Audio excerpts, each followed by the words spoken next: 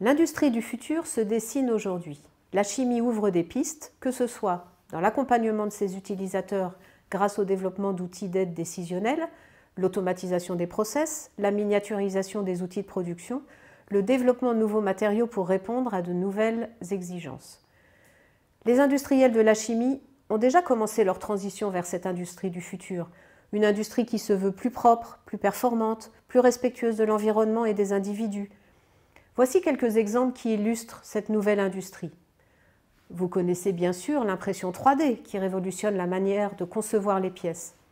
Elle permet d'obtenir des éléments qu'il était impossible de concevoir avec des techniques classiques de fonderie et d'usinage. Pour ce faire, l'industrie chimique est attendue, car il faut qu'elle développe des matériaux qui répondent aux normes de performance des industriels et que ces matériaux s'adaptent aux contraintes de l'impression 3D. Un autre challenge est de développer des technologies de microréacteurs afin de réduire l'usage des solvants pour produire rapidement, efficacement, dans un souci d'économie d'énergie et de matières premières. De telles nouvelles technologies permettent de réduire l'impact environnemental et de contribuer au développement durable. Pour vous, le gaz carbonique est synonyme de pollution.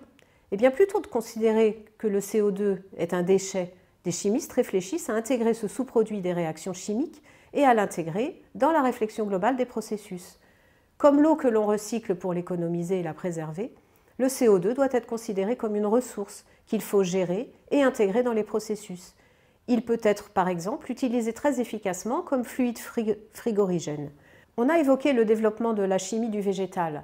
On note aujourd'hui un vrai dynamisme de l'industrie des produits biosourcés, avec près de 200 sites industriels en France. Cela concerne de grands groupes agro-industriels comme des bioraffineries, mais également des entreprises et des start-up aux dimensions plus ou moins modestes, des centres de biotechnologie et des laboratoires de recherche et développement. Ainsi, par exemple, les produits cosmétiques sont produits pour moitié à partir d'une base végétale. En revanche, seulement 0,4% des plastiques sont biosourcés en Europe. Mais on observe de nombreuses alternatives au plastique, à partir d'amidons végétaux.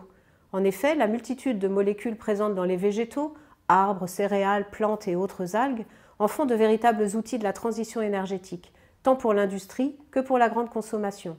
Exemple bien connu, le rilsan, un polyamide obtenu à partir d'huile de ricin, produit par le groupe Arkema, qui est utilisé dans les secteurs textiles, automobiles et de manufacture en remplacement de plastiques tels que le nylon.